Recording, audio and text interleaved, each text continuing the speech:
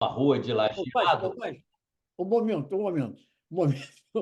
Hoje é o dia 17 de maio de 2024. Estamos com uma tempestade tecnológica entre Estados Unidos e Brasil, pelo menos em teoria, e isso vem atrapalhando a nossa comunicação por Zoom. Parece que agora estamos com a comunicação correta, estamos com o vídeo, estamos com o som, então vamos começar de novo. E por falar em chuvas e trovoadas, então, Carlos Eduardo Novaes vai falar um pouco sobre a situação no Rio Grande do Sul. Não, não, a situação do Rio Grande do Sul continua naquela dimensão bíblica, não é? Uma tragédia sem fim. E toma-se providência aí para ver quanto de dinheiro precisa. O Lula vai para Porto Alegre, se reúne lá com o Eduardo Leite, o governador, e ficam dizendo que precisam de tantos bilhões. De qualquer maneira, o governo liberou aí R$ 5.000 para aquelas pessoas que precisam comprar móveis para suas casas. E tem casas que foram completamente destruídas, pô. Em Canoas, ali, que é nas cercanias de Porto Alegre, mais de 70 mil casas estão submersas. Então, o que está se programando é se criar pelo menos 4 cidades provisórias em torno das 4 maiores cidades que foram assoladas por essa tragédia. E aí vão criar umas cidades provisórias para as pessoas que perderam suas casas. É um absurdo, é uma loucura. Pô. E eu acho que tudo isso tem um fundo de interesse político. Eu acho que o grande culpado de tudo isso é a classe política que não toma decisões adequadas e acertadas. Já não é a primeira vez. Claro, nunca houve nada parecido com o que acontece agora no Rio Grande do Sul, mas não é a primeira vez. Aqui em Petrópolis mesmo, onde eu tenho casa, já aconteceu recentemente, pô, e aconteceu em 2002, e tem acontecido, e as providências não são tomadas, fica tudo pelo meio do caminho. É um negócio indescritível, Zé Inácio, é indescritível. Eu não sei como é que esse país consegue avançar diante de um cenário desse, de tão pouca seriedade, porra, dos políticos. Agora Ana mesmo, Várzea, por falar nessas catástrofes climáticas, eu quero voltar a um assunto que nós abordamos na semana passada, sobre aquele pedido que o Donald Trump fez às empresas de petróleo, de carvão, combustíveis fósseis, em suma, para que doem 1 bilhão B de barata de dólares para a campanha dele, prometendo que, em troca, ele vai acabar com todas as medidas de controle do aquecimento global que vêm sendo tomadas internacionalmente, não só pelos Estados Unidos, como por outros países. E ele acaba de ser denunciado na Inglaterra por corrupção, porque, evidentemente, ele está pedindo dinheiro a indústrias de combustível fóssil, prometendo em troca que vai acabar com a regulamentação sobre o lançamento de CO2 na atmosfera. Isso, evidentemente, é mais um indício de corrupção contra o Donald Trump. E também, a propósito disso, eu vi aí umas informações de algumas pessoas no Brasil que são totalmente leigas no assunto, falou, não, isso não é nenhum problema, aquecimento global, porque, na realidade, há sempre uma mudança climática, isso faz parte da natureza. Ora, essas pessoas são pessoas absolutamente leigas, não entendem nada do assunto, ao passo que cientistas com PhD, anos de pesquisa, computadores e tudo isso, mostrando o que vem acontecendo, e quando essas pessoas, esses leigos do Brasil, falam, não é natural que a natureza um dia seja mais quente, um dia seja mais frio. É preciso lembrar o seguinte: essas mudanças climáticas da natureza são o chamado período glacial e o período interglacial, só que eles ocorrem por intervalo de centenas de milhões de anos, não é de um dia para o outro. Se elas estão dispostas a esperar centenas de milhões de anos para que o planeta volte a ficar um pouquinho mais fresco, né? Com a temperatura mais amigável, né? baixa, Um pouco vão mais ter que esperar amigável. muito. Pois é, mas acontece o seguinte: tem gente que, inclusive, recorre ao exemplo do grande dilúvio, do dilúvio de Noé, que É. naquela época, inclusive, não tinha problemas de agressão ao meio ambiente, e, no entanto, viu-se um dilúvio daquele tamanho. Pô. Tem gente que alega isso. Não, O é dilúvio de uma coisa. Noé. Isso me traz a um outro assunto, porque, por exemplo, aconteceu agora nos Estados Unidos que o líder da maioria republicana na Câmara dos Deputados se deu ao trabalho de ir ao julgamento do Donald Trump, prestar solidariedade a ele. E já que você está falando em Arca de Noé e dilúvio, esse cidadão é um líder evangélico que já disse que acredita piamente na criação do mundo conforme está na Bíblia. Ele diz que tudo que está na Bíblia é absolutamente correto. Então, o mundo foi criado em exatamente 7 dias, isto é, 6 dias, depois Jeová descansou no 7º dia. Esse cidadão, que é um líder evangélico, deveria ser um defensor da moralidade. E, entretanto, ele que acredita em tudo isso que está na Bíblia, está lá no tribunal em Nova York, eu esteve lá defendendo o Donald Trump, que é a pessoa mais imoral do mundo. Então, eu não compreendo realmente. Isso acontece também no Brasil, né? Líderes Claro, evangélicos no claro. Brasil que defendem o Bolsonaro, como aqui nos Estados Unidos defendem o Donald Trump, que está sendo agora julgado por atentado ao pudor com aquela atriz pornográfica, falsificação de documentos, fraudes fiscais, o diabo a quatro. E essas pessoas ainda saem em defesa do Donald Trump. É verdade, mas é o que acontece aqui também. Pô. Aqui no Brasil acontece a mesma coisa com a tal da bancada da bala, com a É. bancada dos evangélicos, com a bancada do agro. Quer dizer, esse pessoal todo embarca aí nesse palavreado aí, imoral e irreal da família Bolsonaro, pô, e fica acreditando que a Terra é plana e que a Covid não existiu, que era uma gripezinha e coisas desse tipo. É um absurdo, é um absurdo. E o que acontece, no fundo, ao fim e ao cabo, o que falta nesse país é educação, porra, porque essas pessoas são muito ingênuas, são muito pouco educadas do ponto de vista da educação formal. Não estou dizendo que sejam mal educadas assim na rua ou com as pessoas. Grosseiras, Precisa desenvolver a educação, coisas que nunca interessou a classe dominante aqui, para que as coisas permaneçam como estão. Pô. Não é à toa que os professores aqui no Rio de Janeiro, no Brasil, estão em greve, porque é sempre uma classe muito prejudicada, mal paga. Eu me lembro de quando eu escrevia no Jornal do Brasil, das cartas que eu recebia de professoras de cursos primários que ganhavam um pouco mais do que salário mínimo. A educação é a coisa mais importante que existe, porra. Você imagina se a gente fosse ignorante, se a gente não soubesse ler nem escrever. Eu acho isso é uma prisão. No entanto, sabe, não se mexe muito com a educação, porque não interessa à classe dominante fazer disso aqui um povo educado, um povo sueco. Não interessa. Então, agora mesmo, a gente está. Eu não sei se você quer dizer alguma coisa, mas não pode eu falar. quero. O que campeia aqui com muita popularidade, digamos, é a corrupção. Agora mesmo, nesse horário, está sendo julgado lá no Rio de Janeiro, na cidade do Rio de Janeiro, no Tribunal Regional Eleitoral, o governador, o vice-governador e o presidente da Assembleia Legislativa, um julgamento que está Disseram sendo que eles podem ser caçados, né? Que o para ser governador pode ser caçados. Pois caçado. é, para ser caçados, porque eles criaram uma manobra aí, dita eleitoreiras aí, e nomearam mais de 20 mil pessoas, caras certamente ligados aos interesses eleitorais deles, no CEPERJ e na Universidade do Rio, na UERJ. Agora, esse julgamento, são 7 juízes do Tribunal Regional, a gente vai esperar para ver, talvez à noite, nos jornais da noite aqui no Brasil, a gente já tenha uma ideia de como é que avançou esse processo. De qualquer maneira, ele tem que depois ir para o Tribunal Superior Eleitoral. E aí eu não sei mais para onde tem que ir, pô, porque isso aqui, essa justiça brasileira também é um retrato do país, não é? É uma coisa que não anda nunca. A justiça aqui não é só cega, é surda, muda e anda em cadeira de roda, porra. Vai lá. Vamos falar de um assunto mais alegre, depois a Eu gente quero, pode mas é voltar difícil a falar. esses Deixa eu te temas. dizer.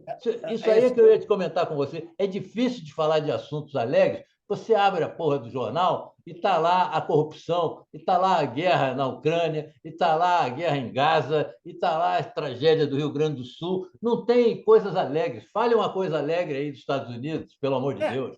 o Brasil foi escolhido para sediar a Copa do Mundo Feminina Ah, que em maravilha, pô! 2027. Ah, uma Enfim, uma notícia boa alegre. notícia. É. Você sabe, Novas, que eu sou contemporâneo da decisão da Copa do Mundo de 1950 Uh! e da Copa do Mundo de 2014. Quer dizer, duas vezes o Brasil sediou a Copa do Mundo e duas vezes o Brasil foi para o Beleléu, né? Perdeu. Sendo que na Foi, segunda, então, foi uma catástrofe, aquele 7-1 da Alemanha. foi. A primeira decisão, eu quero confessar o seguinte: eu não estive no Maracanã. Eu assisti naquela Copa do Mundo de 1950 algumas partidas. Eu vi Brasil e Espanha, eu vi Espanha e Inglaterra, eu vi Brasil, era Suécia, né? O Brasil ganhou de 7-1. Suécia, Suécia, Eu Suécia. vi Brasil e Suécia, Foi. mas o meu pai, eu tinha 13 anos, não me deixou ir à final, porque ele achava que seria muito perigoso. E o que se sabe, o que se viu foi realmente uma invasão do Maracanã e tal, e depois aquela tragédia, o Brasil perdendo por 2-1, com aquele gol do Guigui. Bom, e depois veio a Copa do Mundo de 2014, com o nosso querido Felipão à frente, aquele vexame extraordinário diante da Alemanha. Vamos ver se agora as mulheres conseguem levar o Brasil a uma final no Maracanã e o Brasil ganha, né? Porque é a terceira vez que o Brasil vai ter oportunidade de ter uma final de uma Copa do Mundo no Maracanã. Vamos ver se as mulheres nos representam melhor do que os homens conseguiram. Porque acontece o seguinte: nas outras duas nós entramos como favoritos e não ganhamos. Essa aí, certamente, nós não vamos entrar como favoritos, porque tem outras equipes aí, outros países, inclusive a Espanha, que têm jogadoras e times melhores do que o nosso aqui. Pode ser que, não sendo favorito, a gente ganhe. Mas eu É, quero lembrar o você, seguinte: você você sabe, o futebol feminino progrediu muito. Eu muito. assisti nos Estados Unidos, eu já morava nos Estados Unidos, a Copa do Mundo feminina. Foi a segunda, que a primeira tinha sido na China. E nessa segunda, que foi nos Estados Unidos, os Estados Unidos derrotaram justamente a China na final. E eu me lembro que eu estava assistindo uma das partidas e o nível técnico era realmente baixo.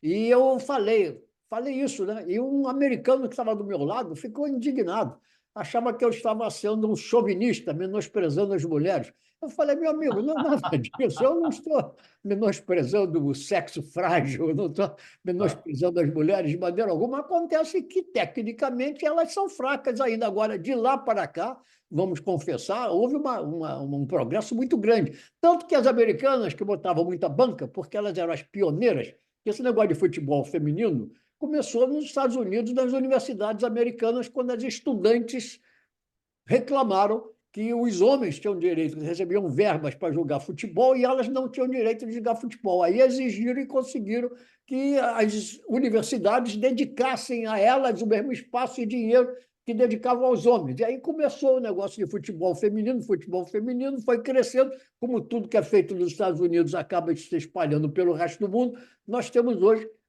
a Copa do Mundo de Mulheres como um grande sucesso, e as americanas que estavam lá por serem as pioneiras, estavam no alto, viram que aos poucos as outras nações foram se aproximando, a Inglaterra, a Alemanha, a Espanha, o próprio Brasil se aproximou muito.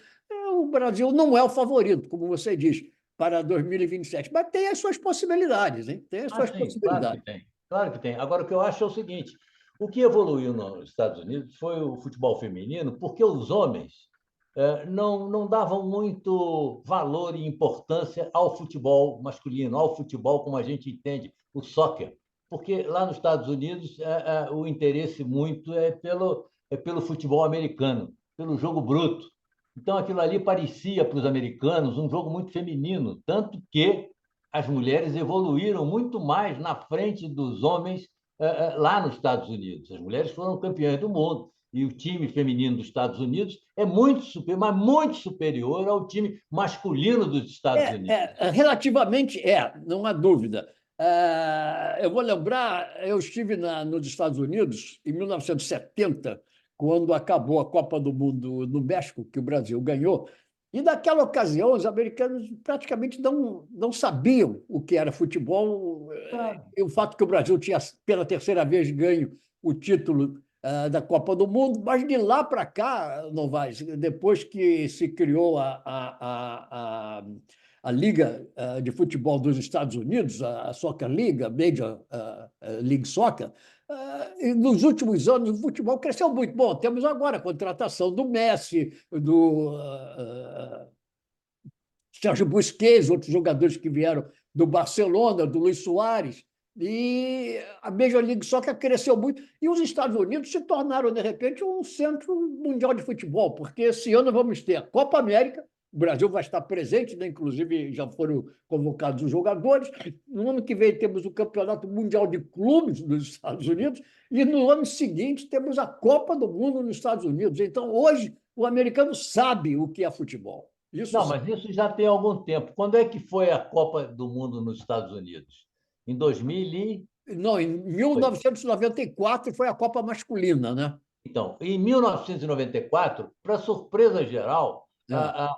o público que compareceu aos Jogos da Copa foi o maior de Foi, todas as Copas do mundo. Era até uma hoje, a maior surpresa. média de público. Exatamente, foi essa dos Estados Unidos em 1994. E eu acho que muita coisa também foi enxertada, quer dizer, muito público apareceu em torno dos cucarates, que foram morar lá, ou que tiveram filhos lá e que vivem lá. Também esse pessoal aí que era acostumado a futebol, seja lá no México ou na Nicarágua, também serviu para engordar essa plateia. Mas me surpreendeu o dia que eu soube que a maior público de Copa do Mundo foi nos Estados Unidos em 1994. É incrível E isso. eu garanto a você o seguinte: essa Copa América agora vai ser um sucesso, o Vai, Campeonato Mundial de Clubes vai ser um sucesso, e a vai. Copa do Mundo do ano seguinte nos Estados Unidos também vai ser um sucesso. Agora, por falar em futebol, fale um pouco sobre o Botafogo. O Botafogo continua. É um mistério para mim, porque joga mal para caramba e ganha o jogo. Agora, contra esses peruanos aí, jogou mal para caramba, foi imprensado o tempo todo e conseguiu tirar um gol lá aos 30 minutos do segundo tempo e ganhou de 1-0 e já se classificou para as oitavas de final aí da Libertadores. Quer dizer, está indo, está indo. E pelo que eu li na imprensa brasileira, o Flamengo também aplicou uma goleada aí também, agora, recentemente. Foi, o Flamengo foi a forra do Bolívar, né? Porque o Flamengo perdeu para o Bolívar lá em La Paz. Não sei até que ponto a altitude influenciou isso. Mas agora aqui no Rio ganhou de 4-0, deu um banho no Bolívar. Foi um jogo fantástico, pô, em que o Flamengo se reabilitou e o Tite, que andou também muito desgastado aí os últimos resultados do Flamengo, e chegou até a ser ameaçado aí, se falava isso nas esquinas do Rio de Janeiro, do rubro-negro, se falava na saída dele. Ele se recuperou aí. Tudo isso muito, diz o jornal hoje, graças ao comportamento do Gerson. Eu não sei se você lembra do Gerson que jogava no Fluminense, depois foi para a Europa e o Flamengo comprou. E o Gerson tem sido contra o Bolívar, por exemplo, ele fez o primeiro gol e deu assistência para os outros três. Então, Não, o Flamengo eu sei que é o Gerson, acompanhei bastante.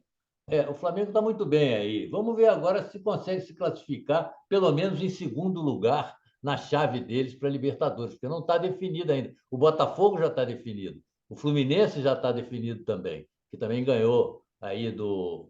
Não me lembro qual é o clube com que o Fluminense jogou, qual foi? Foi o Cerro Porteño. Então, tem, Mas o certo. Flamengo ainda não está classificado, ainda tem aí uma combinação de resultados para facilitar a vida dele. Agora, você sabe, Novas, que hoje, em matéria de futebol, o grande campeonato é o inglês, né? É Ah, a sim. Premier League. E vai chegar ao final agora, nesse domingo, com tanto o Manchester City quanto o Arsenal em condições de ganhar o título, né? Provando, mais uma vez, que realmente a melhor forma é em campeonatos, eu já não falo em Copas, mas em campeonatos é a velha fórmula dos pontos ganhos, e o Arsenal tem Pontos a corridos. possibilidade, se o Manchester City perder, o Arsenal ganhar, o Arsenal vai ser campeão pelo saldo de gols, dependendo também do número de gols que forem anotados na partida, porque o Arsenal tem um saldo melhor de gols do que o Manchester City. Mas é um campeonato que desperta grande interesse globalmente. sem dúvida nenhuma, a Premier League. Agora, uma coisa curiosa, você vê o seguinte, o Manchester City, que está perto de ser, pela quarta vez consecutiva, campeão inglês, isto é, tetracampeão, Isso nunca só tem, aconteceu na história do futebol na Inglaterra? só tem um jogador, que é o goleiro. Quer dizer, acabou aquele tempo em que os goleiros no Brasil eram os piores e todos os bons jogadores eram jogadores de linha. Hoje você vê que há poucos jogadores de linha do Brasil se destacando no futebol mundial. E temos o Ederson, que é o único brasileiro que o Manchester e que não vai jogar porque está machucado. Mas eu acho que o Manchester City não perde esse campeonato, não, que é um tetracampeonato inédito na história do futebol inglês, não é? Desde a sua criação lá no século XIX.